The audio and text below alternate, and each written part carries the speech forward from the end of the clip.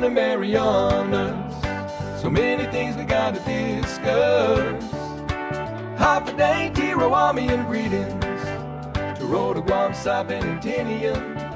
For all your island news. From a beautiful place with Pacific views. It's always so much fun on Good Morning, Marianas. AP News. I'm Ed Donahue. Secretary of State Antony Blinken is in Doha trying to work out details of a hostage release and ceasefire deal in Gaza. Our message is simple, it's clear, and it's urgent. We need to get the ceasefire and hostage agreement over the finish line, and we need to do it now. Hamas calls the latest proposal presented to it a reversal of what it had agreed to. Israeli Prime Minister Benjamin Netanyahu met with right-wing groups of families of fallen soldiers and hostages in Gaza who oppose the ceasefire. Barack and Michelle Obama and Second Gentleman Doug Emhoff were among the night two speakers in Chicago at the Democratic National Convention. Last night's schedule was way behind. President Biden didn't speak until late at night. Alex Hornbrook is convention director. And we're working with our speakers and making some other adjustments for this evening, including beginning at 5:30 to make sure that we stay on track for that tonight. Donald Trump was in battleground state Michigan, his running mate J.D. Vance in Wisconsin. Trump spoke to a police group and said Kamala Harris is not concerned about crime. They just have it out for the police. Nobody knows why. I don't understand why from a common sense. I like to say the Republican Party is now the party of common sense. Conservative, yeah, I guess conservative. It doesn't matter. It's the party of common sense. The New York Supreme Court upheld the law allowing any registered voter to cast a ballot by mail, rejecting a Republican challenge. Russian sources say Ukrainian forces have either destroyed or damaged all three of the bridges over the same river in western Russia, as Kyiv's incursion into western Russia entered its third week. Thousands of hospitality workers on the Las Vegas Strip have reached a tentative deal with the Venetian and Palazzo resorts. It's a historic first for the employees. On Wall Street, stocks finished lower. The Dow down 61 points. This is AP News. Disney is dropping its argument that a wrongful death lawsuit should be dismissed over fine print on a Disney Plus subscription. The AP's Margie Zaraletta has the story. Josh D'Amaro of Disney's theme park division says in a statement to the Associated Press that Disney will allow the lawsuit brought by Jeffrey Piccolo, whose wife died of an allergic reaction after eating at a restaurant in Disney Springs outside Orlando in October. Disney had tried to argue Piccolo could not sue Disney because he had agreed to settle any lawsuits out of court when he signed up for a 1-month trial subscription of Disney Plus in 2019. Piccolo's lawyer had argued it was absurd to believe that anyone who signed up for the streaming service had forever waived all rights to sue. I'm Archie Zaraletta. Rapper NBA Youngboy has agreed to plead guilty to a federal weapons charge once the case is transferred from Louisiana to Utah, where he faces unrelated charges accusing him of running a prescription drug fraud ring. I'm Ed Donahue, AP News.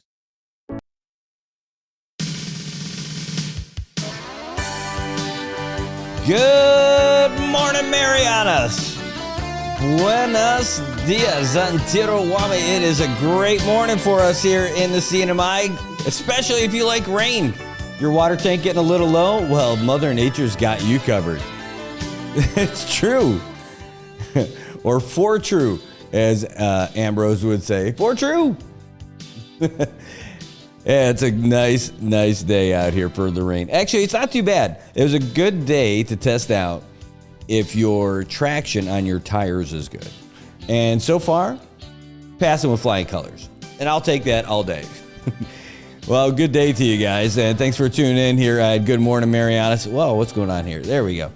Trying to get everything all set up. It's a little bit of technical difficulties here. I had to say goodbye to my favorite mouse and keyboard combo this morning. And oh no, this is it for that one. So I had to do a quick switch out and all this other stuff, among other things, this morning. And we got some good stuff coming this morning. I've got Landon Alick coming in this morning on the phone to give us our weekly weather update. And I kind of have an idea where it's going to go. Take a look behind us. Does it look a little darker than normal? Yes, it is not us. It is Mother Nature telling us she doesn't want baseball for a little while. because last night we were all set to play baseball. The field was looking good, even with all the rain, and ended up having to pass that along and say, nope, can't play. It's too wet. Well, it rained a lot last night, raining a lot this morning, and that's it. I guess that's going to keep those kids in school. They won't be hanging out doing other things. They'll be back in school. School started yesterday, and you can see the buses are out there. And just got to give you a reminder out there, because if you don't know already, you're already getting frustrated by traffic, then you need to make sure that you are in the loop. Oh, no, where's DPS Green? How'd you get all the way down here, Turkey? Get over here. Get over here. There we go. All right, so let's show you what's going on first. Right now, you've got DPS is saying there's an easier way to go, and they said that this way, where it's red, is not the easier way to go.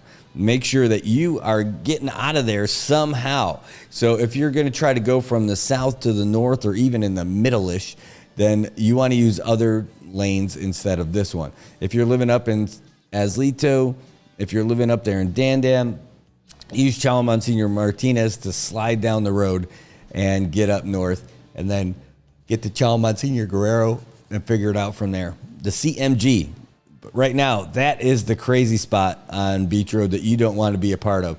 Now, if you are already in that area, there are turnouts for you available. And, oh, wrong one. There are turnouts available for you here, and that's what DPS has put in the green there. You can go around and find your way through the alternate streets through Olei. But if you're going to do it, again, as Glenn reminded us the other day, hey, those are residential neighborhoods, so you got to go slow and you got to be safe. There's going to be kids walking to school that way. There's going to be, regular people, pets, you name it. So be safe going through those areas. If you do use them, make it easier to get to work, alleviate the traffic, and be happy about it. Again, hey, there's nothing out there that's too crazy that needs you to be there at a certain time. Maybe you've been late for work a bunch. I know how that works. Trust me.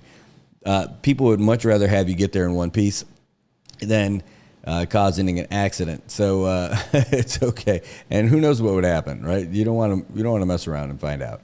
So take your time, drive safe, and know where you're going. There you go. Some easy safety tips from the Department of Public Safety. They don't want to pull you over. They don't want to have to deal with you, for sure. They want to make sure you get to work safe. They don't want, and by the way, an accident would only make it more difficult to deal with traffic for everybody. So, they're not particularly keen on finding you get all dinged up. Hey, good morning, everybody. Tobot, good to see you. I love the names that we got for people, and great to see you too. Peach, good to see you too. Absolutely love it. Hey, hopefully we'll be able to get baseball to you this week. I mean, I don't know that we are. Last night's game between the Blue Jays and the not Sandlot, the Blue Jays and Padres got rained out, and we weren't able to do that for you. But we hope to be able to bring it back for you this week. Just depends on how the weather's going to go. And Landon Adlet's going to be on here in about 15 minutes or so to tell us all about that and what it is that's causing us so much sorrow out here on the roads. I know a bit about it because look at it behind me. I mean, look how dark it is out there. I mean, there's my fancy weather graphic. Ooh, when we talk about weather, that'll be on there. But you take a look at how dark it is behind us, and that's not because we started the show at 5 o'clock this morning. Not at all. That is just what we got. Well, anyway, we'll tell you a little bit about it. Right now, it's 81 degrees in Saipan. Humidity's at 85% up there at the airport. Showers, a possibility. Yeah, that's happening. Showers, possibly a thunderstorm. Some of the storms could produce heavy rainfall, highs near 84. Southeast winds 13 to 16 miles per hour with gusts as high as 21 miles per hour with a 90% chance of precipitation. Whoa, they set the record. That is the highest percentage chance of rain that we have gotten from National Weather Service. This cup of coffee is for you there, Landon and Brandon. Oh my God, it's hot. So we're going to have him calling in about 15 minutes. Also, we're going to have, I think there's going to be a call from Iowa. We're going to see how this works out. I'm hoping this call comes through. My buddy's got about a 2.5-hour drive from Minnesota back down to Iowa, doing some work out there. Now, this is my best buddy from the Army. We'll see if he's going to call. I gave him the number. He's like, what are we going to talk about? I'm like, man, never. If he calls, guaranteed we're going to have one of the Brad stories from the Army. I don't know if it's, we'll find out. Hopefully it's G-rated this time. Hold on one second. Okay. I'm not nervous about the story. Don't worry. But there will be true stories. That's for sure. And he's got a great memory on a lot of these things. All right. Okay. Open with these messages. Anything. LOL. What would I talk about? I'm like, dude, just call for anything. It'll be great. You got 2 hours. You can listen to the show while you're driving, and we'll figure stuff out. We can start talking about some of the local news here, and something interesting that we saw over there in the Saipan Tribune. It says that CPA sent Star Marianas a second notice. Now, maybe it hasn't gotten there yet, and that's where the thing is. That's where the delay is. But we reached out to Star Marianas, and they said they haven't received it yet. So we'll wait and see how that's going to go. But this is an ongoing situation between the Commonwealth Ports Authority and Star Marianas, where Star Marianas is basically saying, hey, they're willing to pay. They just want to make sure they're paying the right amount. And CPA doesn't agree. They said, hey, you just need to pay. So it's ongoing. It's back and forth. And they asked, the governor said that he was going to get involved. In fact, CPA board chair Joe Zuzu Sr. said that he was going to work with the administration to try and get that conversation started, looking for some help from the administration to see where they can go with this, because it's been an ongoing thing, and there's just doesn't seem to be any movement on it. And then there's a statement of a notice of an intent to close down, well, not shut down, but to discontinue scheduled services. Now, is that a bluff that they're trying to call, or is it something they're trying to work through? Because in the meantime, they really have some serious topics to square away on this one. And what is it? It's about money. It's about how they're charging their airport fees. And we talked about this at length. I mean, we know this whole situation pretty well so far. It's that the CPA is charging a certain amount of dollars per month for Star Marianas to operate in Saipan, Tinian, and Rota. And that amount is several times more per month than what Guam charges this Star Marianas for the whole year.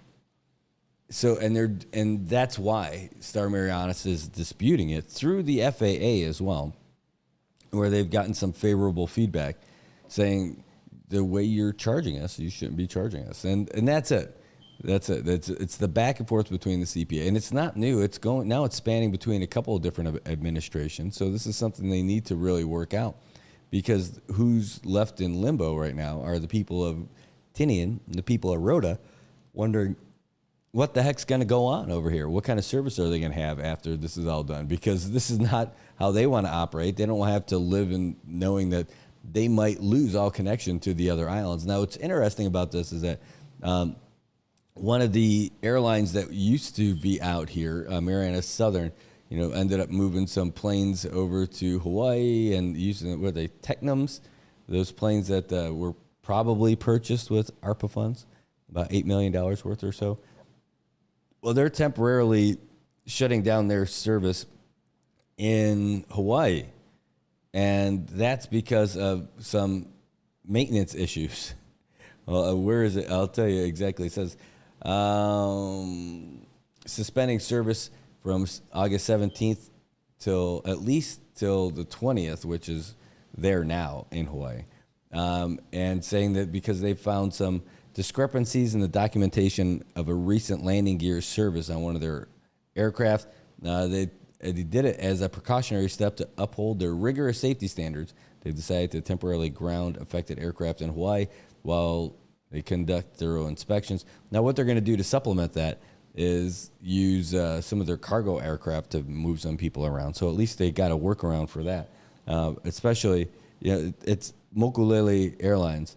They're offering the inter-island flights for like, well, where is it? Hold on. From Maui to Kona. By the way, check out that rate.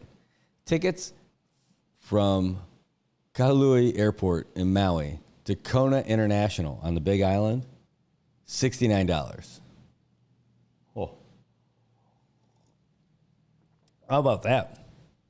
And they're the only commercial airline for the islands of Lanai and Molokai. Man. $69 to get from Maui to Kona. United, where are you? What's your take on that, United? Where are you coming? What are you going to do? All right. Hold on. Hey, good morning, Eric. Good to see you, too. Thanks for tuning in. Hey, and you're over there? Oh, no way. Are you in Guam, Eric?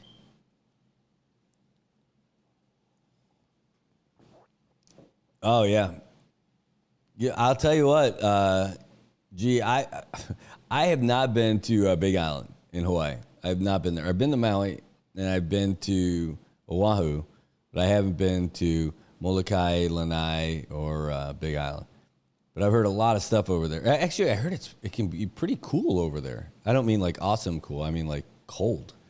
And I mean, I was cold when I was in Maui. In fact, I was in Lanai for sure. Or sorry, not Lanai, Lahaina. Jeez, my gosh, not the island of Lanai. But I was in Lahaina, of course, when it was flourishing and everything.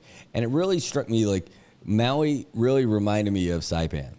It just more spread out. There's a lot more land. Oh, here is that call. Hold on 1 second. Good morning, Marianas. This is Brad. Holy cow, this is Daryl Miller. Where are you calling from? I'm in southern Minnesota right now. Southern Minnesota. It's not snowing. I know that. What time of day is it there now? It is 7:36 in the morning on Wednesday. Oh, you got tomorrow started already, huh? Yeah, we do. I'm just finishing my Tuesday. Hey, so you said you're on a big road trip right now, heading back home? That is correct. Nice. So I just finished doing a solar job. a plumber job? Solar panels. I install solar. Solar panels. Nice. All right. Is it like your own personal thing? You work for a big company or what? I work for a solar company. We have about 75 employees. You should get solar out there. It's pretty sunny from what I understand. Well, you would normally be right. Today is not that day. Today the weather would not agree with you. But other than that, yes. They kind of work even when it's cloudy. Hey, so do you have solar out there at your palatial estate?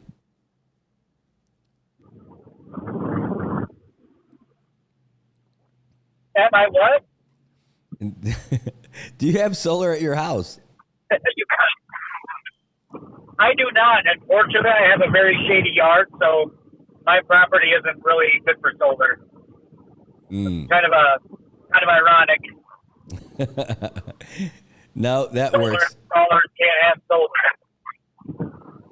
All right, so I had to cut down my trees, but I don't want to. Oh, well, what kind of trees do you have? I have two maples and an oak, and they're huge, and I like them, so I'm not cutting them down just for solar. I like it. That's a nature thing. So, I believe so. We were looking at Iowa on a map. It looks like it's just flat with cornfields. I'm looking for your trees. I can't find them. Yeah, the western 3/4 of Iowa's pretty flat. I live right along the Mississippi, and it's pretty hilly and full of trees here. I live in the good part of the state. Well, you know, funny enough, there's a lot of people in Saipan that come from Iowa, and it seems like there was a group of lawyers that came out here. They're not all connected or anything, but there's a lot of people. There's a lawyer connection from Iowa. Oh, we all know each other. I'm just kidding. Nice. Hey, have you heard of that ragbri?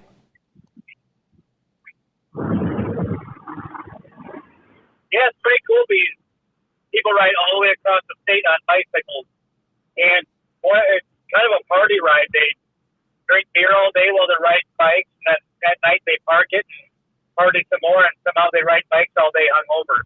Wait, they I drink couldn't do it, but somehow they drink beer while they're riding bikes? some of them do.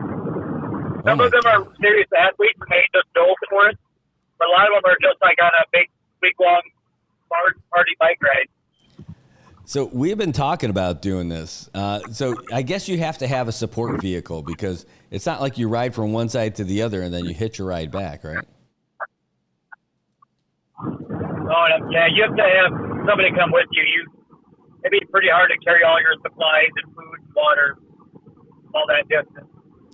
Wow. And so I was looking, by the way, so my wife had this idea. She's like, what if we went back to the States for a family vacation? We rode our bikes across the country. I'm like, no. That's like 3,000 miles. There's no way. Yeah, that's a long ways on a bicycle. But I do like the idea of ragbri. So it says it's 332 days away. So it seems like there's a good opportunity to start training now. But the whole idea of riding across Iowa, they say it takes 8 days, and you're pumping in some serious miles like every day. Like, do you know off the top of your head how many miles it is from one side to the other side? Oh, honestly, no. I guess it's probably 600. Well, maybe like 500, somewhere around there. Well, we're going to find out here. So the ride, let's see, charters, bike rentals, safety, training, blog, archive. Let's just find the distance. General information, questions, the guide. I mean, like, this is it here. So bike rentals, shipping, shuttles, lodging, FAQs. I think FAQs is a big one. Let's find out. I want to find out about that course because I like the idea of doing it. One of my friends does it every year. And you'd think it would be, the information would be here. Ragbri route averages 468 miles and is not necessarily flat. It begins somewhere along Iowa's western border on the Missouri River and ends along the eastern border with the Mississippi River. Oh, so it's even going the opposite direction. I thought it was going from east to west, so it's going from west to east. All right, so they saved the hilly part for the end. I would have from east to west, get the hills out of the way first. Yeah. It says, we change the route each year and announce the overnight towns in late January at the Ragbri Route Announcement Party in the Des Moines Register through our social media channels and on our website. 8 Iowa communities along the way serve as host communities for overnight stays. The Ragbri is a guest in the communities, and we ask our riders to behave as such. Okay, so where would you fly in for something like this? I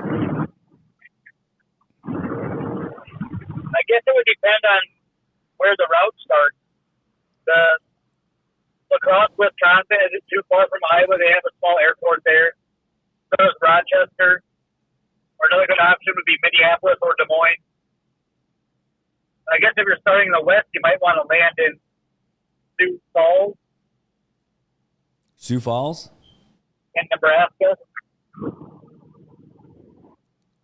No kidding. I think I don't really know west very much. Nebraska is kind of a lame state, so I don't know much about them. They got a lot of corn. We do. And they call themselves the corn huskers. Like Iowa has the corn, so I don't know where they get off. I love it.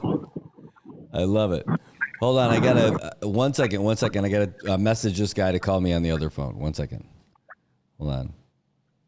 Okay. Sorry. This is the weather guy. I got to tell him to call me on the other phone. 1 second. Dum, dum, dum.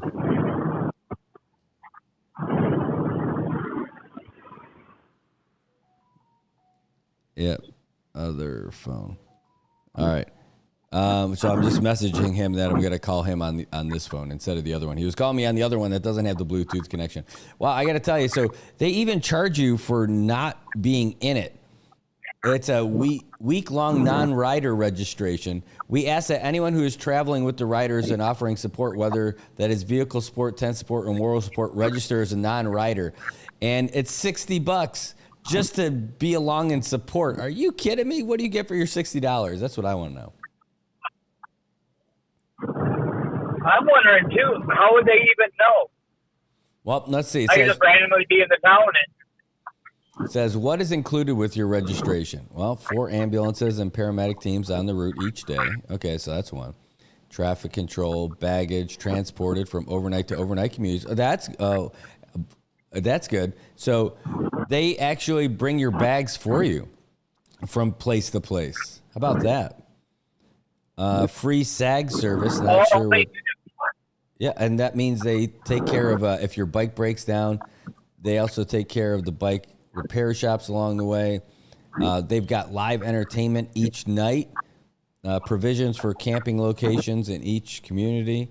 Wow, actually, you get a lot. So maybe that's not a bad idea. I was thinking, though, you would end up getting like a U-Haul as your support vehicle or like a really cool RV, and you're going to be driving cross state, and that's where you're going to stay every night.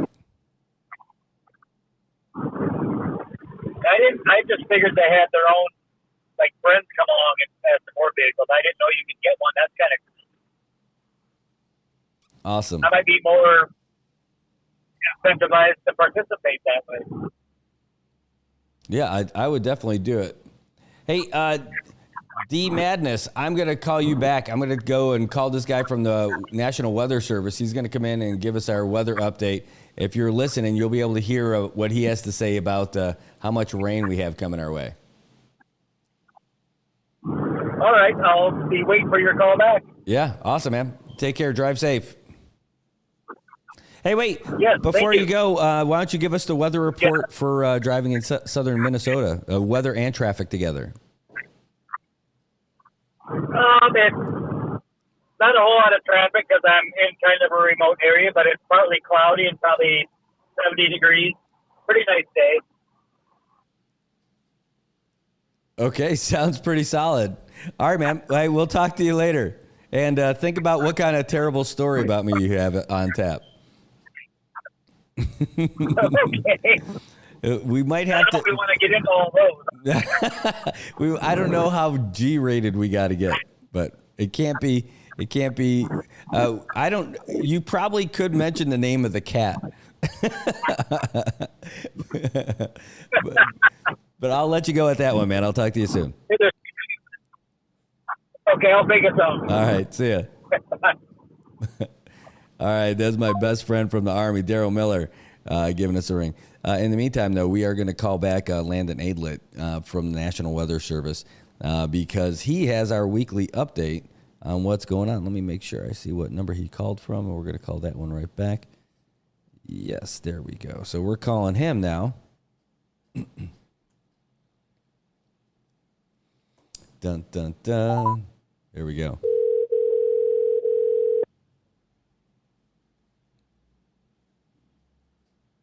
Hello, good morning. Hey, good morning, Landon. This is Brad, and we are calling you back for calling us for the weekly weather update. How's it going over there? Oh, not so bad, not at all. Here on Guam, a little drier than what y'all are seeing up there. Well, that would, I mean, anything would be drier than what we're seeing up here this morning. I don't know if you've received our weather update from looking out the windows, but it is dark and rainy here. Yeah, it's a beautiful day up there, and I wish I was up there this week to enjoy it. But I am looking at the observations, and the winds are coming in pretty brisk out of the south with those showers and clouds just all around the CNMI this morning. Oh, yeah, and it was not like a minor amount of rain. Like even in my little man cave when I was leaving the house, the amount of moisture that was on the windows, so like the condensation, I couldn't believe it. Mm-hmm. So much. Yeah, and that's going to be the theme at least for another 24 to 36 hours. Yeah. So last night we were scheduled to have a baseball game, and we canceled it, not because it was raining at the moment, it had rained so much that the field conditions just couldn't do it, and then it started raining again. What are we looking at for tonight? Yeah, for tonight, definitely the shower is going to hang around. We have this disturbance pushing through the CNMI, and so it's coming packed with heavy showers, thunderstorms, and the stronger gusty winds. And so we're seeing the stronger gusty winds primarily near Tinian and Saipan areas northward. But those showers, it looks like y'all are having light rain reported at the airport right now. That's going to be the theme today. It's going to be episodic in nature, bouts of heavy showers, downpours, and then it goes into a little lull. But there's going to be a lot of showers bouncing around Saipan, Tinian, and near Rota today. So watch out for that because it's going to be a very wet pattern, at least for the next 36 hours. Yeah, and you sent us some info on it yesterday, and we looked at it, and it just did not look great. Yeah, that's correct. And so not everybody's going to see all the heavy rain. It's not going to be a nonstop deluge for the next 24 hours or so, but it's episodic in nature with this possibly a developing tropical disturbance in the region. And so those heavy showers will come and go with bouts of lighter showers, maybe some overcast and sprinkles, but it's going to be a very wet pattern. We've already seen over 2 inches of rain fall across Saipan just today alone. A lot of it was early this morning. Maybe some of the early risers were getting up, and we're going to see more potential for that throughout the day today and tonight. No kidding. 2 inches. Is that the weather station up at the airport? Yeah, that's correct. That's at the automated station at the airport. No kidding. So are there other some stations places here? across Saipan? Yeah, some other places might have seen more rainfall and others a little bit less, but there's a number of gauges, including at Wireless Ridge and also at the Homeland Security Emergency Management Office. I don't have that data available right here on my computer just yet, but yeah, that's going to be representative of much of the CNMI, just these periods of heavy showers. And I'm looking at Joint Typhoon Warning Center. They did issue a 90W, that's Invest Area 90W, it looks like, on this disturbance. And they went ahead and ramped it up to a medium for development. So that's a quick update just in the last 2 hours this morning. Went from an unlabeled tropical wave going through the CNMI to now a Invest 90W rated medium for development, which means that development is expected into a tropical cyclone, but beyond 24 hours from now. So again, it's going to be wet and breezy across the CNMI, but no significant tropical cyclone threats. That's the good news. Any development will occur once it has passed west of CNMI. So with what does the Joint Typhoon Warning Center do differently from what you do or in conjunction with what you do? Well, it's all in conjunction. Joint Typhoon Warning Center out of Hawaii, they monitor and issue the official track and intensity forecast for tropical cyclones across the West Pacific, as well as the Indian Ocean. And so we work closely with them. They're, of course, the military counterparts, so they really focus on the DoD assets across the Asia Pacific region. But we work with them closely. We communicate to them day and night. If you see an area of disturbed weather that we want to investigate for more information for possible development, we'll reach out to them and ask them if they could open up that invest area. And so when we talk about an invest area, that just means it's a disturbance that's being investigated for possible development, pulling in more resources and observational data to track and monitor a area of disturbed weather. If it looks like it's going to be becoming more organized and intensifying, then they'll go through the motions of a low, medium, or high for development. And then once it becomes a high, that's a tropical cyclone formation alert, meaning that that disturbance could be upgraded to a tropical depression within the next 24 hours. So right now we're at medium, means that development is expected, but beyond 24 hours from now. So we're going to be watching that closely.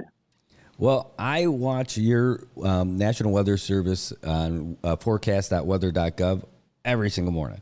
And when I see that, I don't normally get to see numbers this high. Today, it was a chance of precipitation, 90%. Mm-hmm.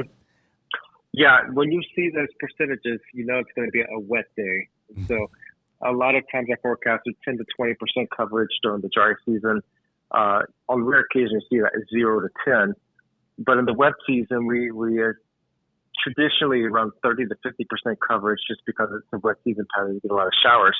But once we're getting up into the 60 to 90% shower coverage range, you know it's going to be a wet day out there. And that's prone to brief heavy downpours, and maybe even some urban and flooding areas of low-lying areas. Well, it's definitely raining outside today. We've got the camera out there on the road so people can see it. In fact, it is definitely a wet one. And normally, when it's it's just a dark, gloomy, rainy day, puddles all over the place, and at least it's not pouring at the moment. It's just drizzling a little bit, but it was definitely pouring. It was pouring earlier. Yeah, and that's just the theme of the day, that these tropical disturbances, and they can drop a significant amount of rainfall. More so if it's even just sitting stationary over a location. So keep your eyes and ears open. It's a good day to have an umbrella handy, and also your water shoes or rain boots. Keep them with you because, again, those heavy showers will be bouncing around and coming and going throughout the day. Well, that is great advice for me while I'm already here. It's a little too late for me. I'm done. And today's a day I have to dress up, too. I got a fancy little lunch thing to go to. I got a meeting after the show. Nope. No rain jacket, no umbrella. That's how it works. Yep, that's fantastic. Hey, speaking of works, you guys are going to be working on your next project that you guys have coming up. It's in October. Correct. That's coming up very quickly. I'm talking with the Be Heartfelt charity, the food drive charity. We're laying out the final plans. I'll be meeting with the Taipei Economic and Cultural Office here on Guam next week to work on plans and how we can better assist the Taiwan community and help them commemorate the Taiwan Double 10 holiday on October 10th. And so we really want to be a multicultural experience, but also for a good cause, collecting canned goods for kids on Guam. That's terrific. That is really terrific. Now, you said that you might be coming to Saipan next month? That's correct. I will be arriving to the Sinamai around September 8th. I'll be hopping through Rota, Tinian, and Saipan. So I'm looking at being up in Saipan around the 11th, September 11th through the 14th, after stops in Rota and Tinian to do some tropical cyclone awareness courses and also some other engagement, particularly a media workshop with communication specialists, just to talk about Weather Service communications, terminology, and where to get information and how to stay in contact with the National Weather Service so that we can have a seamless communications from the Weather Service to the media partners and communicators to the public on the street. Well, great. Well, we definitely appreciate it. Hey, what do you think? With the amount of rain that we've got coming on right now, I know it's not that we're not worried about a typhoon for us with this thing, but are you aware of any flood advisories or anything with all the rain that we're getting now? Right now, there are no flood advisories that I'm aware of, but it looks like y'all are kind of in between several large convective plumes of moisture with that disturbance. If we see those heavy showers coming right into Tinian and Saipan, that would probably be enough to prompt a flood advisory, or urban and small stream flood advisory, especially with all the rainfall that has already fallen across Saipan. So if you see something, say something. I know that's a FEMA Homeland Security catchphrase, but that also works well. If you see something, say something. Give us a call at the National Weather Service or send us a message on Facebook, because we want to hear the reports of conditions where you are. And so, again, the weather is very ripe for heavy showers, and with the rainfall that's fallen already today, the grounds are saturated and ready to send all the additional rainfall to runoff.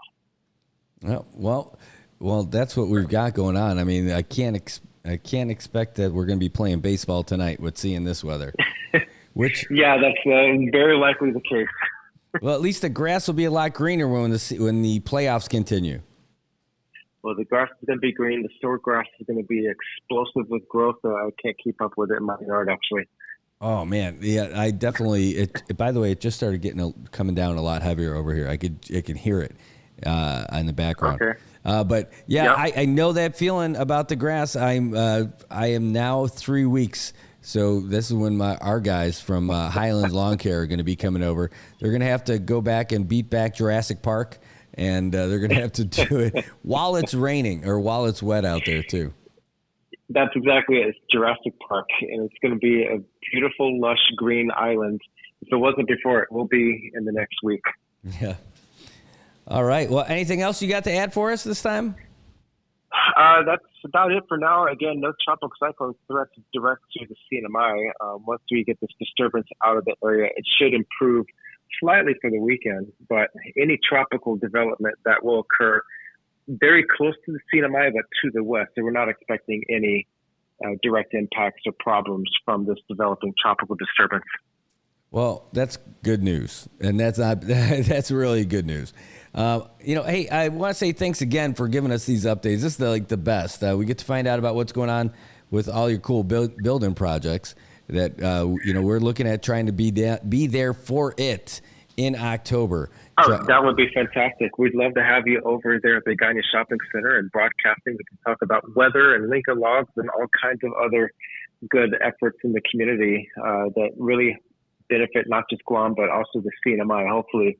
And I believe Lori with Be Heartfelt, she's also trying to bolster her charitable efforts to include Saipan. And so after we had the successes from our first canned food drive competition last year, really established her as a charity to bolster the number of kids that she can serve, providing those weekend meals for kids that really don't get food on the weekends, but expand operations to Palau and hopefully Saipan. So I'd love for you to meet her when she's back on the island and when you're here in October. And if we can have some tremendous success and get that community engagement here with the construction number 2 on Guam, we can expand this easily to Saipan to help kids up there as well. That would be terrific. And that would be awesome to get people excited about doing good things out here too and seeing cool things. Love to do it. Absolutely. All right. Well, we'll work at doing that. I got to talk with you about the logistics of us getting down there and the kind of space that we would need. It's not much. And then as long as they'll be happy for having us set up down there, then we're going to be good to go. Well, I would be happy. I think the Ganya Shopping Center would be happy. And when we do these events, we basically take the entirety of Center Court and we make it our living room play space. So we will have a spot carved out just for you. That'd be great. Hey, now, like some of the logistics, like, do you leave a lot of stuff there overnight? Are you worried about anything over there? Luckily, they have 24-hour security, and their guys are always doing rounds. And so after doing several events at the Ganya Shopping Center in the past, we're not concerned. We'll take a huge lot of Nika logs and blocks over there probably a couple weeks in advance, store them in an empty store space. Mm-hmm. And then we pull it out in Center Court, and it's quite a disastrous-looking mess.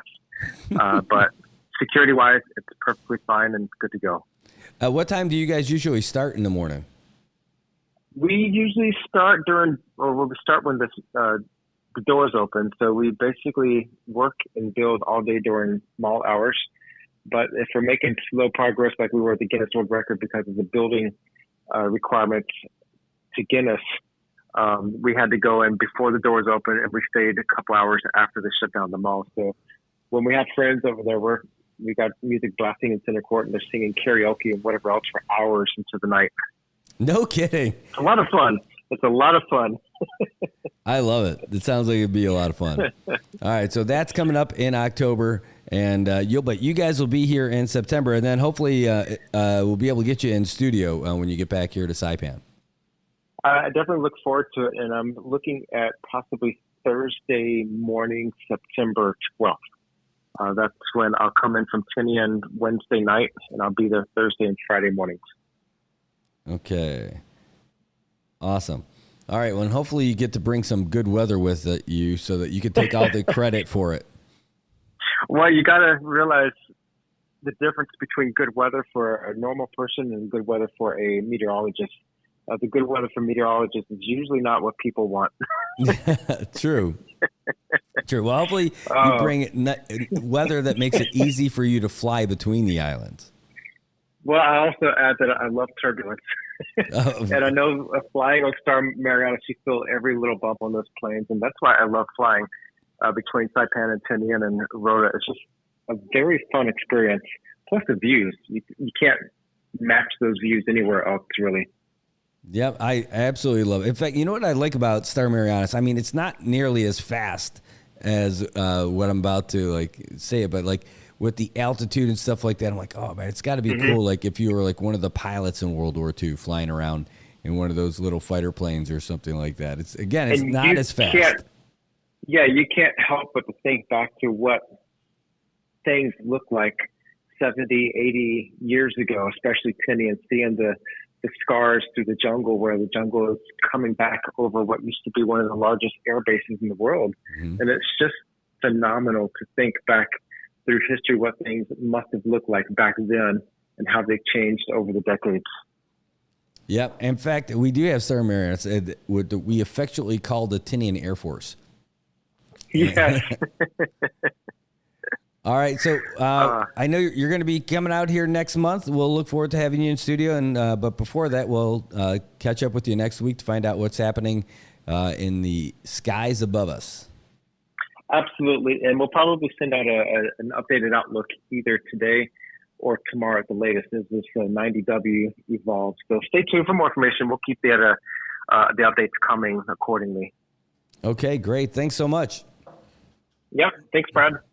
All right, that's Landon Aylett from the National Weather Service giving us the latest update for our region, telling us he hopes that you bring your wet weather gear to work because it's going to be a wet one for the whole rest of the week. We're going to take a quick break, and when we come back, we're going to have more for you about everything that's happening here. First, there's not much you can work on for the weather, but what you can do is work out at the gym and try to improve yourself. And we've got all kinds of things right down the street at the CNMI's newest gym, the newest facility that we've got. It's got the latest equipment. They've got certified trainers. They've got great supplements, great gear, and just great people. Go down there and check them out. They're right there at the base of the Aquarius Beach Tower. It's Laddie-built 24-hour fitness. Hey, you can't make an excuse for not being able to get in the gym when it's open 24 hours. And where else would you rather be than a place that's got all the latest stuff? Go check it out for yourself. Here's a little sample.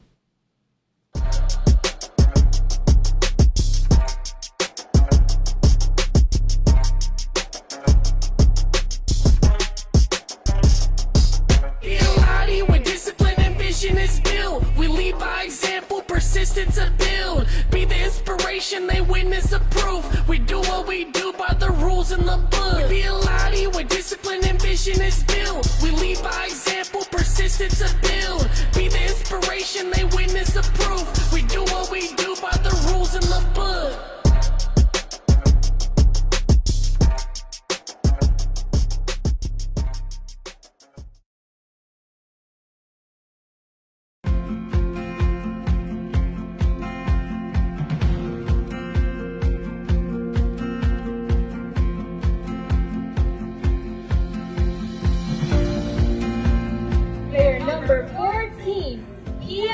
It's a great day to be up 3-0. I'll tell you that. Probably is not great to be down. I'm Brad Rosala, and I'm the owner for Commonwealth Communications. And I am Jojo Alipuzu. I am the owner of Island Image and Motion. And this is our joint venture, Sideline Studios. This whole concept that we have of doing all these live stream productions and covering news and doing live shows and everything, it wouldn't happen if we didn't have a great partner like IT&E, someone who could handle the bandwidth and provide it and then get us what we need when we need it, and then be a real partner for us for all the events, whether we're doing live sporting events, broadcasts. All of these things happen because of our partnership with IT&E. With IT&E providing us with the fiber and point-to-point and even the MBRs, is just a great piece of equipment to use when we're broadcasting our sports, our events, our performances, especially our cultural performances. And it's just great to share our culture here in the Marianas with the world. And IT&E has been there from the get-go. The thing I like best about working with IT&E is how willing they are to come out and find a solution. Even for Liberation Day, we thought we had a pretty good solution for our live stream setup, and it turns out that we did not have the right setup that we thought we needed. That day, just before the parade, reached out to Paul and said, here's our situation. What do you think? He's like, we're gonna figure this out. While he's sitting there barbecuing, getting ready for the parade to start, he starts burning up the phone lines, calling everybody in IT&E, what can we do, what's the right solution? They left their families to do this stuff and get us the equipment that we needed to broadcast live. That's over and above. That's on a holiday. That's when he was out there spending time with his family. That's why IT&E is just the best, just really in touch with the people and the community. I recommend IT&E to everybody. Tell them the options are there. And you could choose whoever you want and then figure out what you think is the best. But when you're ready, when you're tired of having your calls disconnected or not having service, then you reach out to the guys from IT&E.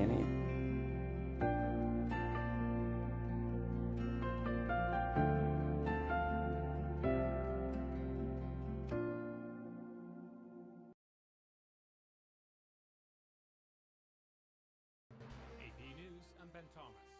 Chicago's own will headline night 2 of the Democratic National Convention. Saga Magani on what's ahead. Barack and Michelle Obama are among tonight's speakers, along with the second gentleman. Doug Emhoff will show America the Kamala Harris only he knows. Harris Wall's campaign spokesman Michael Tyler and convention officials say tonight's program will start a half hour early after last night's ran hours late, pushing President Biden's speech past midnight Eastern and forcing cancellations of speeches. But I always thought that I'd see you again. And a performance by James Taylor.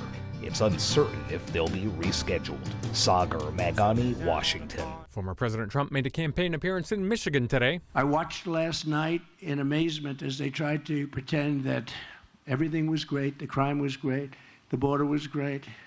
There wasn't a problem at all, no inflation, no nothing. Haya Panjwani has the latest on Gaza ceasefire talks. Secretary of State Antony Blinken has visited fellow mediators in Egypt and Qatar as he presses ahead with the latest diplomatic mission to secure a ceasefire in the war in Gaza. Blinken spoke to reporters while departing Qatar. Our message is simple, it's clear, and it's urgent. We need to get the ceasefire and hostage agreement over the finish line. Hamas and Israel are signaling that challenges remain. Hamas called the latest proposal a reversal of what it had previously agreed to and accused the U.S. of reluctantly accepting what it called new conditions from Israel. There's no immediate U.S. response. Blinken added that for the sake of civilians in Gaza, all parties need to move quick. This needs to get done, and it needs to get done in the days ahead, and we will do everything possible to get it across the finish line. I'm Haya Panjwani. And Russian President Vladimir Putin made an unscheduled visit to Chechnya, meeting volunteer fighters who train there before heading to Ukraine. This is AP News. A new setback for Boeing. Federal safety officials will require inspections of cockpit seats on its 787 Dreamliners and a new model of its popular 777. That's after a March incident when a LATAM Airlines flight went into a dive after the captain's seat accidentally moved and disconnected the autopilot system. And Seth Sutel has the AP Markets Report. Stocks closed lower on Wall Street, breaking an 8-day winning streak. The S&P 500 slipped 0.2% Tuesday. The index is about 1% below the all-time high it set last month. The Dow fell 61 points. That's about 0.2%. The Nasdaq Composite slipped 0.3%. Drops for Nvidia and Boeing weighed on the market. The parent company of Hawaiian Airlines jumped more than 11% after clearing a regulatory hurdle in its combination with Alaska Airlines. Treasury yields eased in the bond market ahead of a speech by Fed Chair Jerome Powell on Friday. Seth Sutel, New York. And I'm Ben Thomas, AP News. Thank you for listening.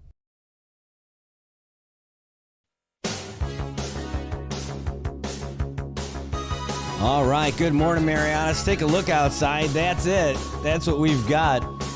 That is what it looks like. Pouring down outside in Oleai this morning on this wet day. And we're expecting more of the same as it continues. We're going to have to pull that bad boy in because it's rough. Yeah, I like it. Start brainstorming for dinner plans. And man, today is a grilled cheese and tomato soup kind of day. That's exactly what I'm looking for. I know I got a meeting at 10 o'clock. I got a lunch meeting at 11:30, and I'm already thinking about food. I know I'd rather be doing that for sure. But it is not raining kinda. It is raining more. Actually, it's letting up now of where it was. I know, brainwashing, right? Between watching all that rain coming down and watching the brainstorming conversation, I'm like, oh yeah, brainwashing. There you go. Oh, geez. I am going to have to bring that camera back in. It's just, I'm watching it and I've got my doubts about it, if that's a good idea to have it there. It's going to be fine, Brad. Yeah. Who's paying for those cameras? That would be me. Man, I got all that background stuff. I got the wind going. I got that going. Let's see. Oh, I see that, Tobot. That is a great idea. Stellar idea. It is going to be rainy. We just heard it from Landon Aylett. Told us all about it, that, hey, if you like rain, this is your week. And like all week, it's going to be this way. And we're going to have to just settle in for not having baseball. I think that's just how it's going to go. That's it today. No baseball for us, period. Sorry. That's what you get. All right.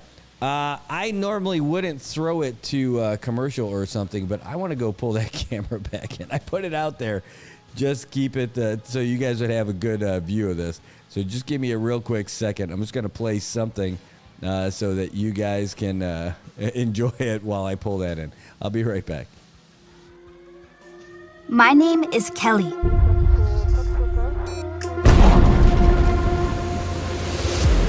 I've never been good at giving up. And that's okay, because I have big plans. This might sound crazy right now, but someday, I will be the captain of my own ship. This is the captain. Attention on deck! I'll steer it through new waters. And I'll stand up to the biggest storms. Me and my crew will fight back against the toughest enemies. I'll lead the sailors on my ship, my way. And together, we will always do what is right. I'll show the world any girl can be a captain. I'll show them that I am enough. No matter what comes my way, I'll stay the course. Because history won't remember those who took the easy way out. My name is Kelly, and it means determination.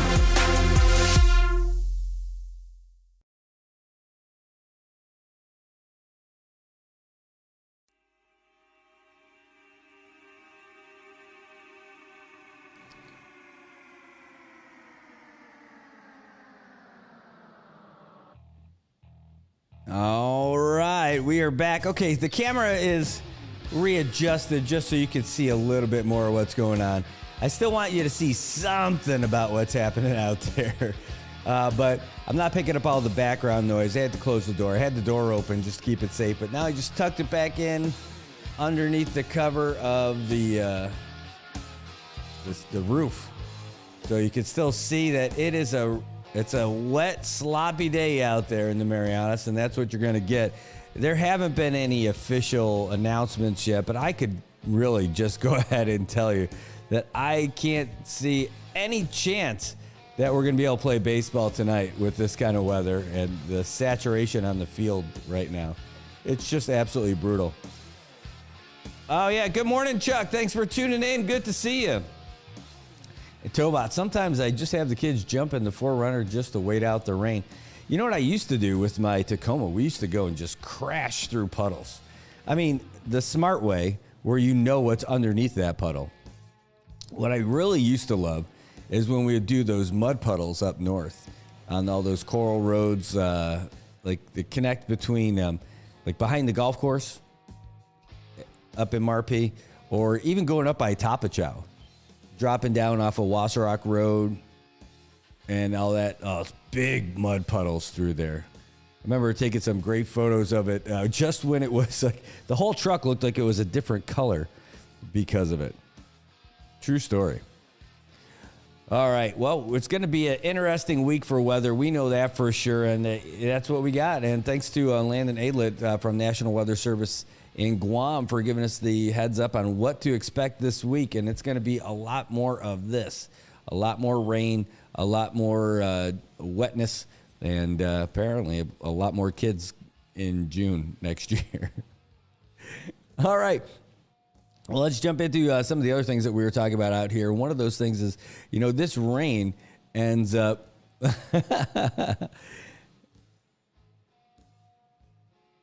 Yeah, no, I hear you. I'm laughing at the comments. You guys are the best. You know, the other thing is when it rains this hard, it ends up, for people with coral roads, a lot of the erosion ends up happening where the rain comes down, washes out a lot of the roads, or forms some real deep grooves in the road. My road's one of those roads, true story. I have to deal with that stuff all the time. And with the News Van of Justice, it's a little bit more of a thing than when I would just be taking the old pickup. But, we find a way to make it do and make do. And one of the folks who really takes a big amount of pride in keeping those kind of roads serviceable is the mayor of Saipan. And the mayor of Saipan has been trying to get more coral for the roads from Department of Public Lands, and it's an ongoing thing for them. So it's a big project for him. It's an ongoing struggle for him. There's a certain amount of coral that is mandated in the contracts with the quarries per year to go to the mayor's office. That's part of their lease of the public lands. The mayor says, hey, we need more. It's just they get more rain. We need more coral, and that's it. The mayor's office is not a for-profit company. It's not a for-profit agency. They're out there just servicing our community. And the mayor says, hey, we need more. And so when he went to try and get some more coral, they said, hey, sorry, we already used your allocation, and that's it. Well, they definitely need more, so they went to public lands to try and get some more and not getting a lot of love. So now the mayor still needs it. And public lands is saying, hey, we got a deal already. We can't do anything about it. So now they went to the governor, and the governor's like, I'm not getting involved in this. And that's what's in this paper today. Brian writing a story about saying that the governor's not going to get involved between the mayor's office and public land secretary. He's just not going to get involved in this one. Now, I don't know what's going on there. I have heard some grumblings about what's happening in that part of the government right now about like, hey, do we have the right people in the right places? And so I think, at least there is a little bit of a spotlight being put on public lands now for a couple of different reasons, and looking to see if they do have the right person in charge, and hopefully they do. You hope that every time they appoint somebody that it's the right spot, but I love the governor's quote in this. I'm going to make them realize that they're adults. They've got to figure this out. They've got to put away personalities, personal animosities that obviously have been going on, and they have to learn how to do that. Oh, I love it. That's great. Governor's saying, dude, you're adults. Figure it out. Eastside has been going on for over a year now, or the mayor says it's been going on for over a year, and it's got direct, serious implications for public safety, the well-being of the community, and the island. And you know what? This is something else, because the mayor is also taking the side of the marine sports operators with regards to what's going on in Managaha. And who's that with? Public lands. There's a lot going on between public lands and the mayor's office these days. This one's not necessarily between the mayor's office, but it does involve the mayor, taking a sides on that issue. And but this real issue of what he does, part of his regular daily stuff, working on those secondary roads and tertiary roads for folks in the community, like me. The stretch of road that I've got to go down is not the worst stretch of road. Right? It's not the worst stretch of road in Saipan. It's not like what Mount Tapachaw's road used to be. It might still be bad on Tapachaw, right? I don't go up there that much.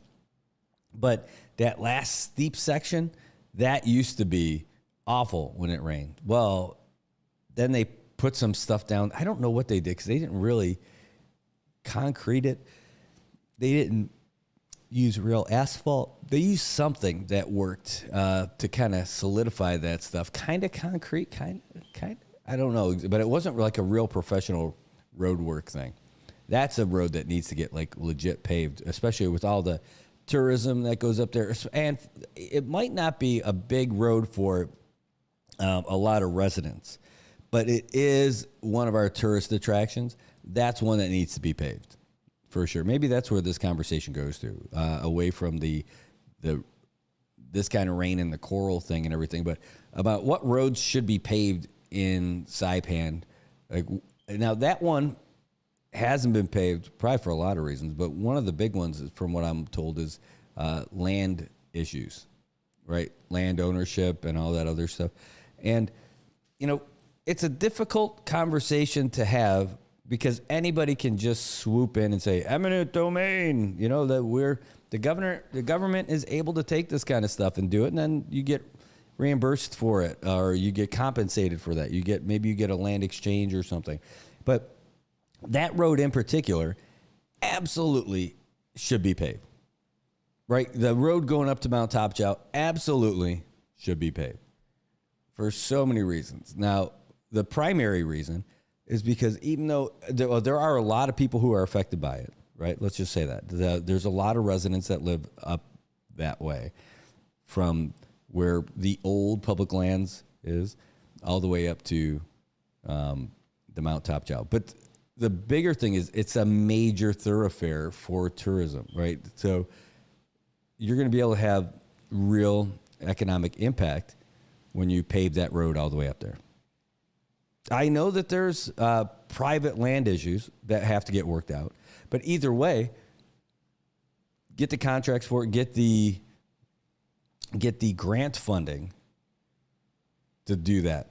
And the best part is the people who live up there aren't going to complain about the road work. And if they do, it'd be hilarious. The amount of dust that goes up there is something. The amount of stuff that gets washed out on that road and how you got to grade it and all that other stuff. Just pave that road and get it done with. That is going to be a game changer for everyone.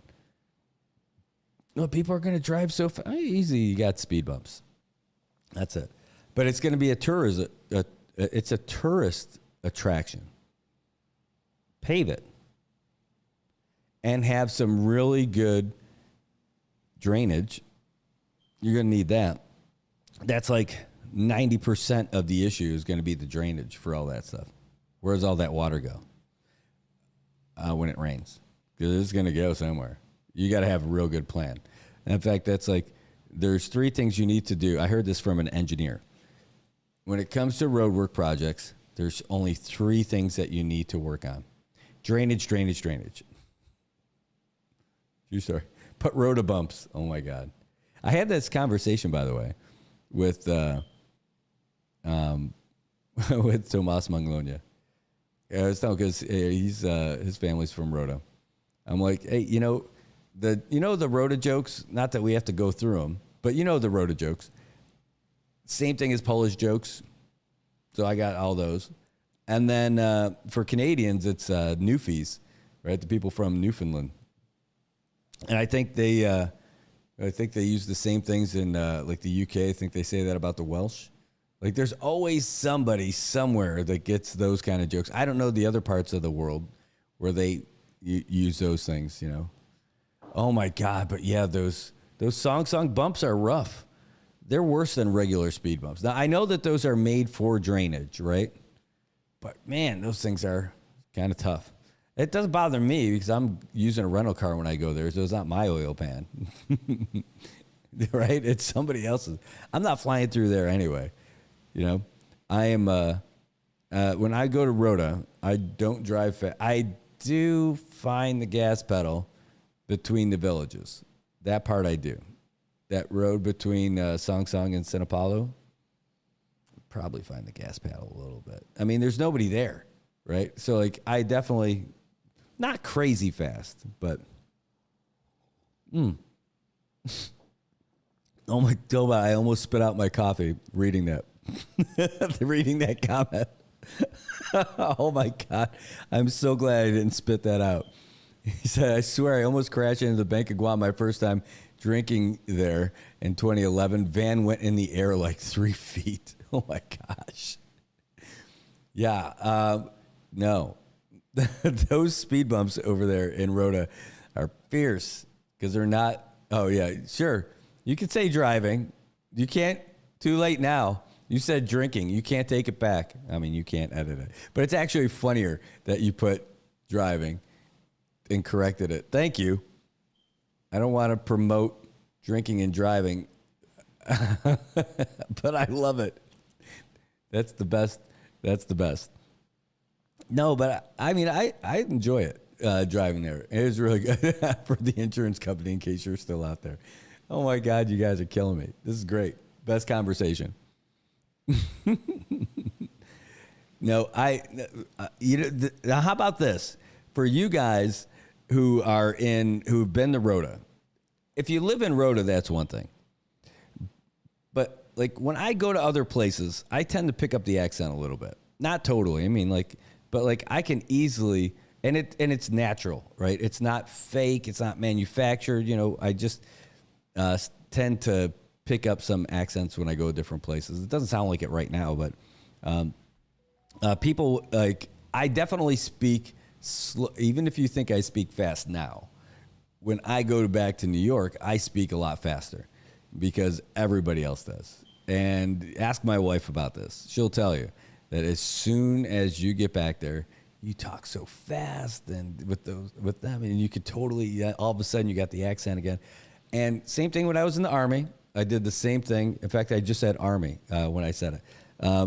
Talking to Juan Camacho when he just came back. He's in the Air Force now. But he's got the Army accent.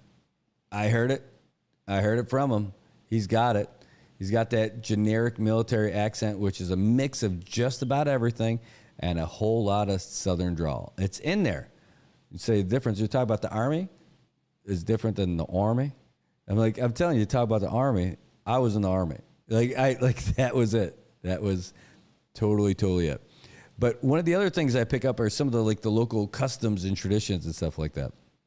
And so for me, when I go to Rhoda, I love driving down the road and waving to people. And in fact, if you're driving, it starts off like, hey. And it's like, hey, hand still on the wheel. Then it's like, hey. Then, hey. You end up, the more you go, it's just less and less and less. But still, just a wave, right? The Rhoda wave, which I think is the best thing. And when I come back to Saipan, if I'm there for a few days because you're doing it so much, it's something you carry back with you, at least for a little bit. I do it for just a little while, and then I notice it. And I'm like, Then I have to force myself to not do it. Then it's like, I don't do it anymore because I live in Saipan. But I saw a video about that the other day. These guys from Guam, who I think they were the ones who came out here for the comedy show too. But they were doing this thing about just coming back from Rhoda and waving to everybody and then waving to someone when they drove by, and they're like, and the guy didn't wave back. He was like, hey, what's going on? I get it. Rhoda wave. It's a real thing. I love it. I don't know if they do that in small towns and everything like that. Maybe it's with folks that you know, but I absolutely do that. Oh, Marcia says, we do that on Naftan Road. Oh, man, I'll tell you. That's nice. I love it. I love that Rhoda wave. It's the thing. I really enjoy it. I'm like, ooh, maybe they think I'm from here. Ooh. But it is cool. I really like it. It's just a small town love that they have over there in Rhoda. Well, anyway, hey, Naftan Road. Hey, aren't you guys getting that road paved? Wasn't part of that road going to get paved, by the way? No, you have a coffee mug that says Rhoda, home of the wave. I love it. All right. Well, anyway, so the governor's not getting involved with the coral. That's where that conversation went. And said, hey, that's going to have to be some kind of a scrap that's going out between public lands and the mayor's office. Both somehow, even though the mayor's an elected position, his funding comes through under the executive branch. All three mayors do. Now, that is an interesting thing, I think. I think that the mayor's offices shouldn't be funded through the executive branch. I think the mayor's offices for Saipan, Tinian, and Rhoda should be under a regular legislative allocation so that they're really independent. I think that makes more sense. It would definitely free up a lot of this headache that was going on between the governor and the mayor of Tinian this year. Because I'll tell you, I mean, that was a rough one. That was a rough one right after the election for Tinian for a while. I don't know if it's better, but it definitely wasn't great. And I know that there's some reasons behind that. But if you make them truly independent for funding sources, that would make sense. All right. Well, we have plenty of rain out here in the CNMI today. No shortage of water. Unless you live in Asterlai, Canatabla. Because if you get your water from there, then you're going to be waterless today, at least in the afternoon, because they're doing some road work to replace a 6-inch line. It's really going to help out, by the way. But they're going to be connecting a new 6-inch PVC pipe and an 8-inch DI pipes. And they're going to be for that granulated activated carbon filter system. What's that all about? Remember how we heard about that PFAS and all that stuff up there at the airport? And that's from all of those are some of the chemicals that are part of that firefighting foam that they use up at the airport. You know, all that stuff. And they train with that all the time, and at least they used to. And they invited people from all over Micronesia to train with that stuff. And that's not a bad thing. But what we found out later is that those chemicals in there are pretty bad and cancer causing. So, and those chemicals are kind of forever chemicals, and they have permeated a lot of the wells where all that water comes from.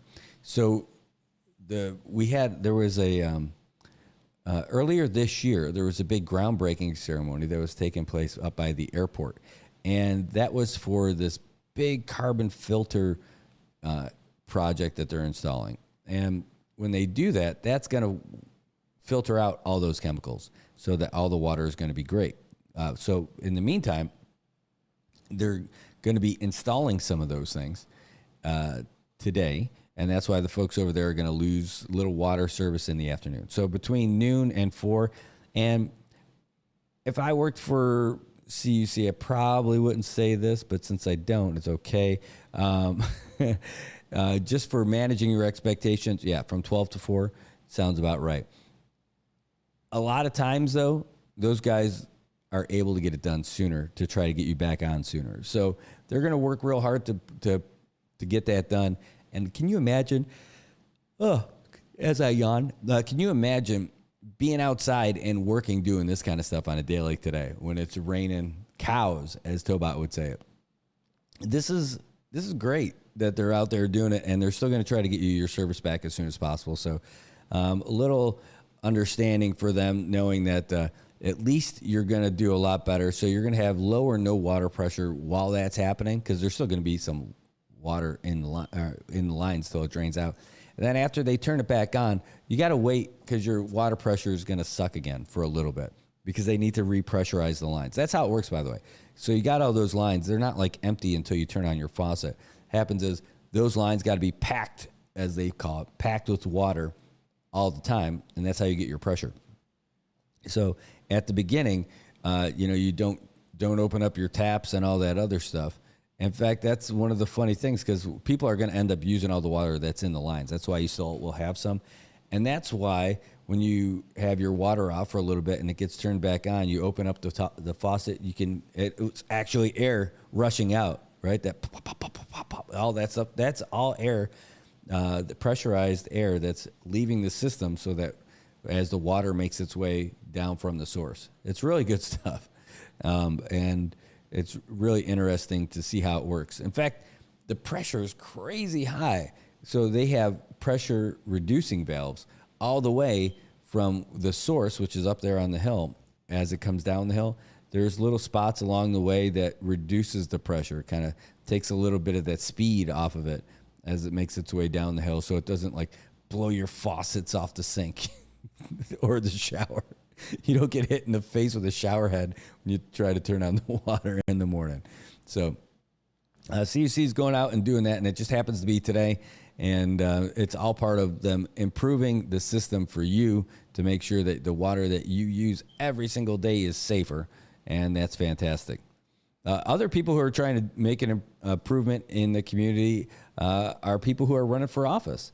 There are 61 people who are running for office between the candidates for the House, for the Senate, for municipal council, for the Board of Education, and of course for our Washington delegate.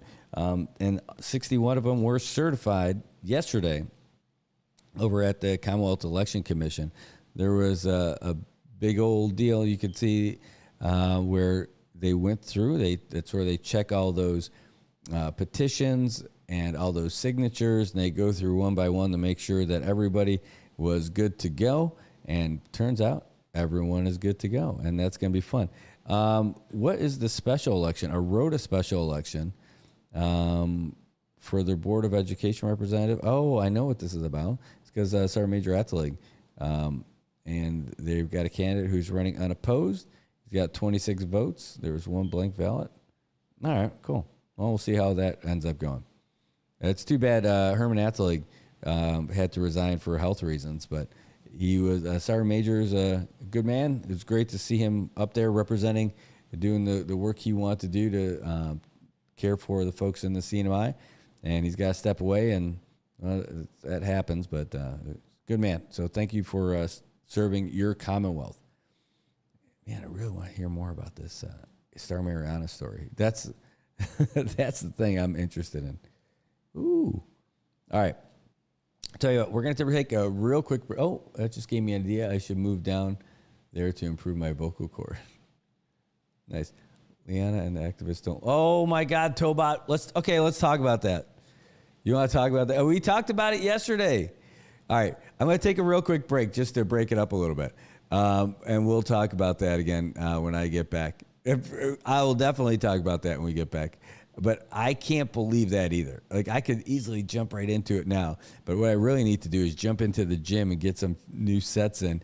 Today's a good upper body day. Every day should be leg day too. But that's up to you. And you can find that out, not from me. Find it out from the certified trainers down the street at the CNMI's newest gym, Laddie Built 24-Hour Fitness. The latest facility, the latest equipment, great supplements, great folks, certified trainers. The only thing they're missing is you. So get down there and tell them we sent you.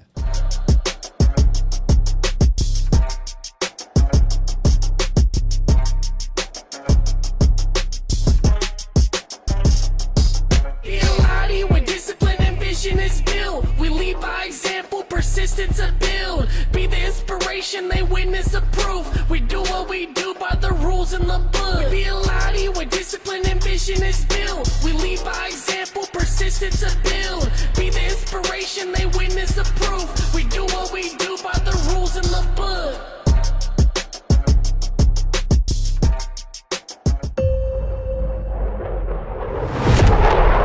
The Earth is 70% water.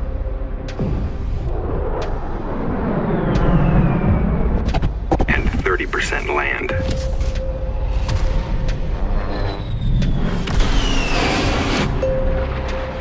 But the entire sky belongs to us.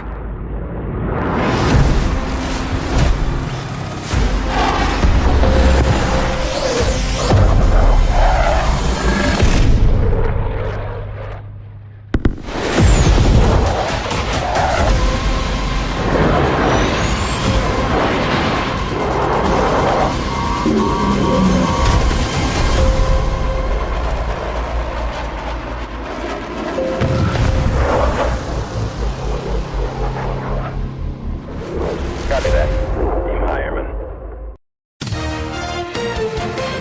AP Sports, I'm Chuck Freeman. A high-profile transfer headlines this year's AP preseason All-American football team. Correspondent Gethin Kubal has more. Ohio State safety Caleb Downs and 3 of his teammates have been selected to the Associated Press preseason All-America team.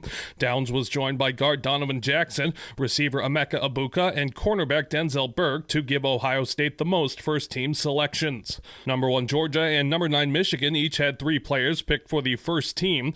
Quarterback Carson Beck was joined by Bulldogs guard Tate Ratledge and defensive back Malachi Starks. The defending national champion Wolverines are represented by tight end Colston Loveland, defensive tackle Mason Graham, and cornerback Will Johnson. Atlanta Braves third baseman Austin Riley will miss at least the rest of the regular season after breaking his right hand. Riley was struck by a 97-mile-an-hour fastball in the first inning of Atlanta's 3-1 win over San Francisco. The Braves have said that Riley will miss 6 to 8 weeks, which knocks him out through the regular season. On the baseball scoreboard, we start with interleague League play, and the L.A. Dodgers threw a shutout last night. Mark Myers reports from L.A. Gavin Stone was electric for 7 innings, giving up just 2 hits while striking out 10 in the Dodgers' 3-0 win over the Mariners. Stone records his 11th win of the season. It's good. I mean, I'm just trying to get wins for the club. Last year wasn't so great, and so just working on all the stuff in the offseason and seeing it pay off throughout the season is big. Gavin Lux broke up a scoreless tie in the bottom of the 7th inning with a solo home run off Brian Wu. 2 batters later, Max Muncy went deep off reliever Jimmy Garcia. It was Muncy's first home run since May the 7th as he returned to the Dodger lineup following an extended stay on the injured list with an oblique strain. Wu falls to a 5-2 record. Seattle just 1-6 over its last 7 games. New York Mets defeated Baltimore 4-3. Francisco Alvarez, a solo home run with 1 out in the 9th inning, lifts the Mets to the win. Spencer Steer, a tie-breaking RBI double in Cincinnati's 4-run 6th inning. And the Reds beat Toronto 6-3. Texas over Pittsburgh. Corey Seager had a big night. Bob Stevens reports. Corey Seager homered twice, drove in 4 runs to lead the Texas Rangers to a 4-3 win over the Pittsburgh Pirates. The Rangers' 2nd consecutive win, while the Pirates have lost 12 of their last 14. It was Seager's 3rd multi-homer game of the season. He now has 9 home runs in August and 28 home runs overall on the season. Jose Urena threw 4 scoreless innings in relief of starter Dane Dunning to pick up the win. Kirby Yates notched his 22nd save. Luis Ortiz suffered the loss, pitched 6 innings, allowed all 4 runs. Jared Triolo accounted for all the Pirate runs with a 3-run homer. Jackson Merrill gets a big hit for San Diego in their win over the Minnesota Twins. Jackson Merrill's bases-clearing double proved to be the difference in leading the San Diego Padres to a 5-3 win over the Minnesota Twins. The Padres center fielder broke a 2-2 tie with his 2-out double in the bottom of the 3rd inning. He now leads all Major League rookies with 69 RBIs. It's all focus on winning the game, because if I'm trying to play for a homer or myself, I roll that over, I strike out. If you play for the game, try to hit a line drive or a single, play for the win, it's going to happen. You just stay with your work ethic and everything goes for a reason. San Diego starter Michael King threw 6 innings, allowing 2 runs on 4 hits, getting the victory to improve to 11-6 on the season. With the win, the Padres remain in the top National League wildcard spot, 1 game ahead of the Arizona Diamondbacks. Philip Gahn, San Diego. In the American League, Seth Lugo looked like his all-star self in Kansas City's 5-3 win over the LA Angels. He is now 14-7. Houston beat Boston 4-3. Yainer Diaz, a tie-breaking solo home run, went out in the 9th inning, lifting the Stros to a win. And Oakland over Tampa 3-0. One National League game, Arizona outlasted Miami 9-6. Rookie Adrian Del Castillo hit his first career grand slam and drove in 6 runs. Hockey, the Columbus Jackets traded forward Patrick Lane to the Montreal Canadiens in exchange for defenseman Jordan Harris and a 2nd-round draft pick in 2026. And in racing, Tyler Reddick wins at the rain-delayed NASCAR race at the Michigan International Speedway. Chuck Freeman, AP Sports.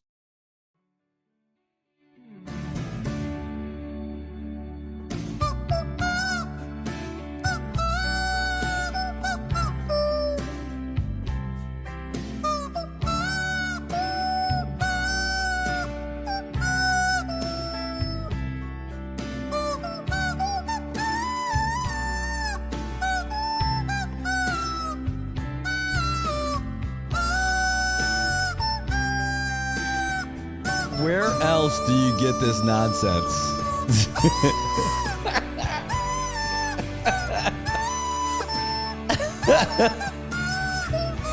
Nowhere else do you get this nonsense.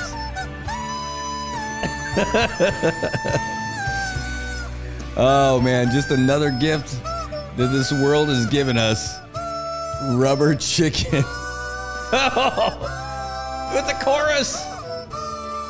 A chorus of rubber chickens. Oh my God. Yeah, you're welcome. I love that stuff. It's so stupid. But I'll tell you what, that's just me in a nutshell. That's it. Hey, it is 8:48 here in Saipan. And the weather is going to be wet. We heard it from National Weather Service this morning when Landon Aidlet came on and told us, hey, if you like rain, good for you. 90% chance of rain is what it says in the forecast. Well, it's going to be rainy. He said anytime it comes up with a percentage, it's going to be rainy, it's raining. And he is right. And we're going to be having this for the next couple of days for sure. So I would say that it's probably a lock that we're not going to be playing baseball today. So fingers crossed that we're able to get him in this week. If not, then I guess we just wait till next week. But the season that's coming up next is the Masters Baseball League. I'm really pretty excited about it. And I didn't follow it last year because I tell you, that was after our first season of sports coverage. And I was pretty baseballed out between like the last couple of weeks of baseball last year. I was a little baseballed out. I just needed a break from all the coverage because not only did we cover the regular season, we covered those UOG games. And so it was just like nonstop coverage for like a couple of weeks and like almost every night. And then we had soccer mixed in with that stuff with their the Marianas Cup. And we were happy to take a little bit of a little snooze from that. So it worked out. But this time around, we are going to be covering the Masters League. Last year, there were only 6 teams. And it was cool. When I was down there on the field last night checking it out, talking with Alvin Takai from the Blue Jays, he was saying that they are going to need some players. And what do you think? You want to play? And I'm like, holy cow, really? So it looks like I might be playing some ball for the Blue Jays next season not the Saipan Baseball League, but for the Masters. And I think that'll be fun. I haven't gone out and played for a while, for years, really. And my dad would get a kick out of it. And then maybe my daughter will come out and watch sometime. But I love the idea of going out there and playing some ball. I told him, like, hey, put me out in the outfield. And then I started thinking about those high fly balls that everyone keeps losing. I'm like, oh, man, I'm going to be that guy now. I know I could throw. I know I can run. And I know I can catch. But, man, I want to practice one night under the lights to see what those pop flies are really like, because that looks like it's going to be interesting. So we'll see how it works out. He's like, and you know, one of the things he was telling me, though, he's like, one of the hardest positions for him to fill is the guys at first base, because usually it's the bigger guys you put over there because they can't move around. He's like, but, you know, you go out there, you can move, and that way you can step off to grab that the fielded ball or whatever and get back on the bag. I'm like, all right, maybe I'll think about playing first base now. So because I'll be able to move around and get things going, and I know the basic rules of the game about making sure I'm at home for those throws that are going to be coming that way. So let's see. Sounds like it could be some fun. We got practices on Saturdays and Saturday nights after work, so that means they're going to get some work under the lights then too. So, holy cow! I think that's something we're going to be doing. I'm all cleaned up. I just need to go get some baseball pants online. That's it. I got to go put those sexy polyester pants of justice on and get this party started. Yeah, it's been a long time. Back when I played, we did the baseball pants, but also had the stirrups. Nobody does the stirrups anymore, right? But that was one of the things that we had. So need the socks and the pants. Don't need the stirrups anymore, and I guess I'm good to go. I already got the mitt, and my mitt's big enough for a first baseman's mitt for sure. So that'd be pretty cool. Playing some ball with my buddies out there. And if I do it the Alvin way, I can even smoke cigarettes in between the innings. I see you up there, man, up in the press box. We see all. But yeah, I think it'll be a lot of fun. Reach out to one of my buddies who used to play. Oh, don't forget to get a cup. Oh my God, I know. The chili cup. You gotta do it. You don't want to be that guy who gets called for ball 3. I know that rule. I'll tell you, it's not a comfortable thing to wear. I don't know. I'm guessing the players wear. Definitely the catchers are wearing them. And I knew I grew up having to wear them playing ice hockey. I knew one guy who played ice hockey who did not wear a cup. And Brett Thompson. And he was a really good player. And he could skate, stick handle, do all kinds of stuff. Didn't wear a cup. Thought he was absolutely crazy. And because, think about it. You're out there using sticks all the time, pow, pow, pow, right? And there's super fast shots with that hard rubber puck, all that stuff. You don't want to be that guy. He's like, I'm a forward. No, dude, you're going to be in front of the net no. till he got it. Got blasted in the jewels. Ooh. Chuck's a coach and he wears one. What? No way. Okay, if I was a coach, I would not be wearing a chili cup out there playing.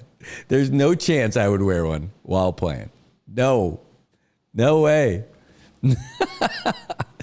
No, that would be like wearing a mask during COVID while you're driving alone in your car.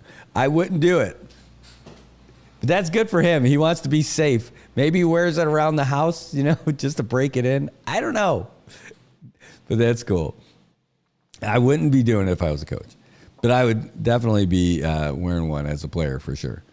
And you know what? So I switched, by the way. So I know the regular chili cup stuff, that style that they wear for the jock strap and all that. But when I played hockey, I didn't wear that regular jock strap style. I wore the one that's where you got the pants that you put on. So it's got the Velcro for your socks and everything for your shin guards and all that. So it was really cool. Well, I can't wear that for baseball pants. That's for sure. You said you made him do it. You'll stick with that story. I love it. How can you tell? He says.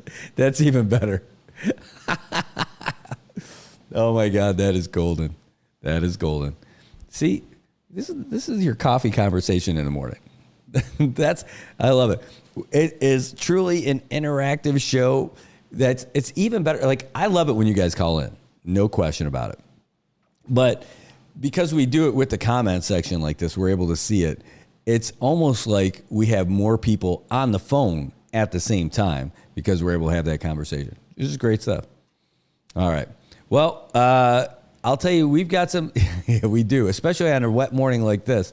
Absolutely right. What do we got going on today? Well, there's a lot of things happening. And for us, we've got a meeting with some folks. We're going to be discussing, I mentioned yesterday, we got a couple new advertising partners who are coming in, Paradise Dental and PHI Pharmacy. Really excited about them both. The meeting that we've got today is going to be with some folks to discuss how we're going to put all that stuff together for Paradise Dental. And again, keep in mind, we're going to tell you all about this stuff, but the big key is, all the details to come later, is going to be about that $4 per paycheck for the dental plan that they have over there at Paradise Dental. By the way, if you end up calling them and asking them more information, make sure you tell them that you heard about it here. I mean, any business that you're going to give them is going to be great. But when they start hearing that you're hearing about it from here, and we haven't even started our thing yet, they're going to be pretty excited about it, for sure. I mean, I'm happy that they see the value in what we're doing and that they see our viewership numbers growing every day, literally every day. In fact, let's take a real quick look. While we're at it, we are so close to hitting that 5,000 follower mark.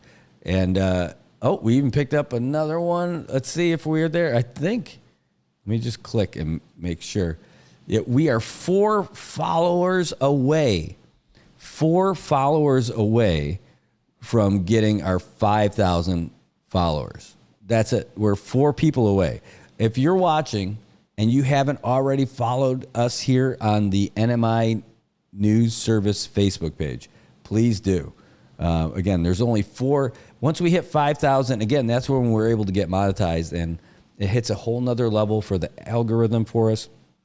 And that means it's going to be able to find more people. Like, we have not taken out an ad for our page yet. So this is all organic, right? This is all from people from the CNMI or people with roots in the CNMI. People have some ties to the folks out here or some interests out here throughout the Marianas, throughout Micronesia, and throughout the mainland.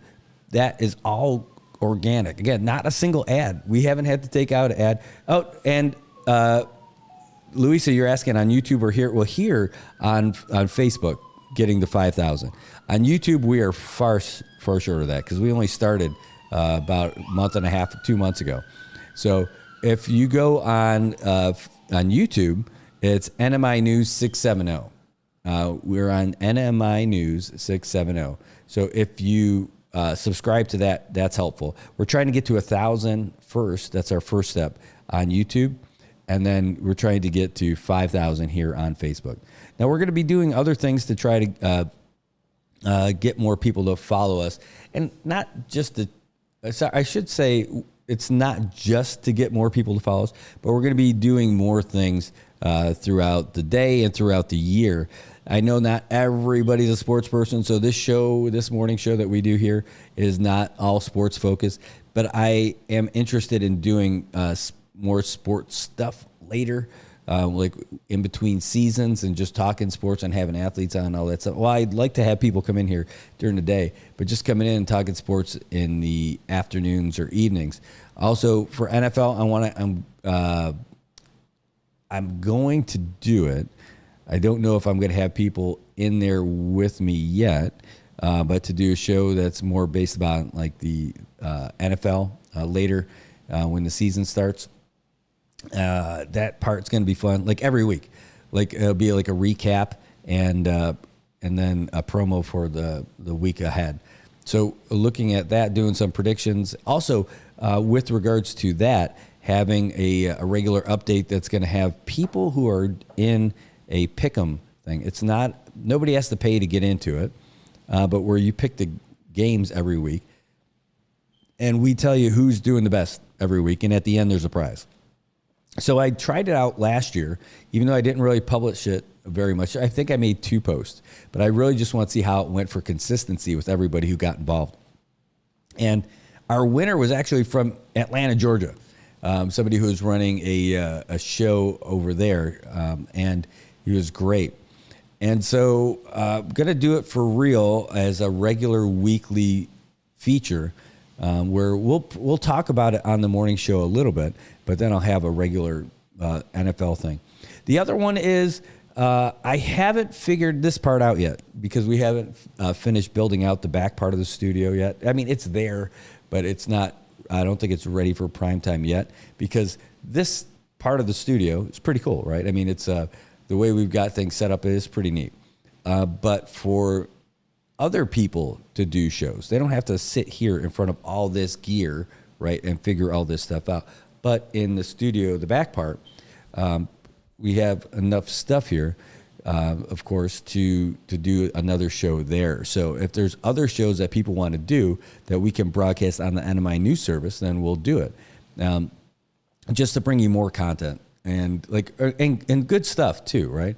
I mean, stuff that people want to see, and just again, more content, more things that people want to see. And then we already have a platform here with a lot of followers and viewers and all that other stuff. So this almost becomes like TV almost, but like TV that people actually watch. Like when people went from radio to TV back in the 50s, TV became the king, and radio was still cool, but it wasn't the same as TV. Like for us in our generation, we didn't really go through that part of the experience so much, but like all the shows that people watch, sitcoms and all that, used to be all done on radio and be way more descriptive and all that stuff. And then when TV came out and it was visually stimulating, people ended up doing that. And the days of the radio show, like your actual like sitcom, is not on the radio anymore. So I think that's where we're going for this stuff.